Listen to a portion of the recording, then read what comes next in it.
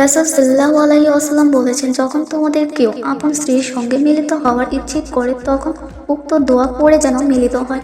তো এই মিলনে যদি তাদের কিসমতে কোনো সন্তান আসে, সেই সন্তানকে শয়তান ও ক্ষতি করতে পারবে না। বুখারী, মুসলিম ও মিশকাত। তো ভিউয়ার্স আমাকে কমেন্টস করেন, কাদামুখী হয়ে সহবাস করা যাবে কিনা। তো আরেকটি কমেন্ট এসেছে আমাদের কাছে যে একেবারে উলঙ্গ হয়ে সহবাস করা যাবে কিনা। তো এছাড়া অনেকে জানতে চেয়েছেন সহবাসের দোয়াটি। আবার অনেকে জানতে চেয়েছেন যে হায়েজ এবং নেপালের সময় সহবাস করা জায়েজ কি না। এরপর আরও একটি কমেন্টস এসেছে যে স্ত্রীর জরায়ুর দিকে তাকিয়ে সহবাস করা যাবে কি না। এছাড়া বিদেশে যাওয়ার আগের রাত্রে সহবাস করা যাবে কি না।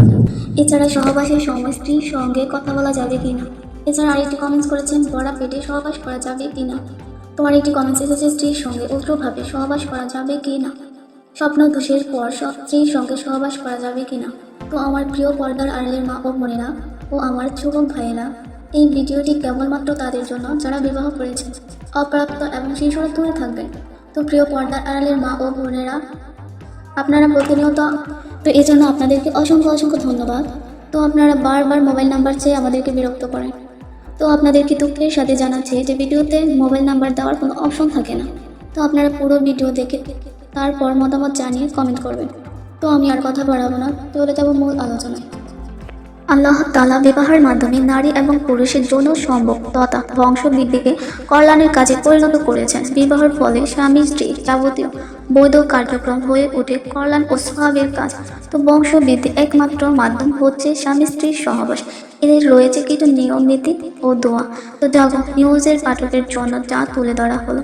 তো সহবাসের দোয়াটি হচ্ছে বিসমিল্লাহি আল্লাহুম্মা জান্নিবা শাইতান, তো জান্নিবা শাইতানা মা রাযাকতানা। তো অর্থ হচ্ছে, হে আল্লাহ, তোমার নামে আরম্ভ করেছে, তুমি আমার নিকট হতে শয়তানকে দূরে রাখো। তো আমাদের এই মিলনের ফলে যে সন্তান দান করবে তা হতেও শয়তানকে দূরে রাখো ফজিলত। হযরত আব্দুল্লাহ ইবনে আব্বাস রাদিয়াল্লাহু আনহু হতে বর্ণিত, রাসূল সাল্লাল্লাহু আলাইহি ওয়াসাল্লাম বলেছেন, যখন তোমাদের কেউ আপন স্ত্রীর সঙ্গে মিলিত হওয়ার ইচ্ছে করে তখন উক্ত দোয়া পড়ে যেন মিলিত হয়। তো এই মিলনে যদি তাদের কিসমতে কোনো সন্তান আসে, সেই সন্তানকে শয়তান ও ক্ষতি করতে পারবে না। বুখারী, মুসলিম ও মিশকাত। হযরত আলী রাদিয়াল্লাহু আনহু বলেছেন, যে ব্যক্তি সহবাসের ইচ্ছে করে তার নিয়ত যেন এমন হয় যে আমি ব্যভিচার থেকে দূরে থাকবো, আবার মন এদিক ওদিক ছুটে বেড়াবে না, আর জন্ম নেবে নেককার সৎ সন্তান। তো এই নিয়তে সহবাস করলে তাতে সওয়াব তো হবে, সঙ্গে সঙ্গে নেক উদ্দেশ্য পূরণ হয়ে যাবে। তোর স্ত্রী সহবাসী রয়েছে কতিপয় কিছু নিয়ম। তো 1 নম্বর নিয়মটি হচ্ছে স্বামী স্ত্রী উভয়ই পাক পবিত্র থাকতে হবে, এবং দ্বিতীয় নিয়মটি হচ্ছে বিসমিল্লাহ বলে সহবাস শুরু করা মুস্তাহাব। ভুলে গেলে যদিও বীর্যপাতের পূর্বে স্মরণ হয় তাহলে মনে মনে পড়ে নিতে হবে। তো 3 নম্বর নিয়মটি হচ্ছে সহবাসের পূর্বে সুগন্ধি ব্যবহার করা, যা আল্লাহর রাসূলের সুন্নাত। তো 4 নম্বর নিয়মটি হচ্ছে সব ধরনের দুর্গন্ধ জাতীয় জিনিস পরিহার করা। উল্লেখ্য যে ধূমপান কিংবা অপরিচ্ছন্নতা থাকার কারণে দুর্গন্ধ সৃষ্টি হয়, আর এতে কামভাব হয়ে যায়, কমে যায়। তো আগ্রহের স্থান দখল করে নেওয়া তৃষ্ণা।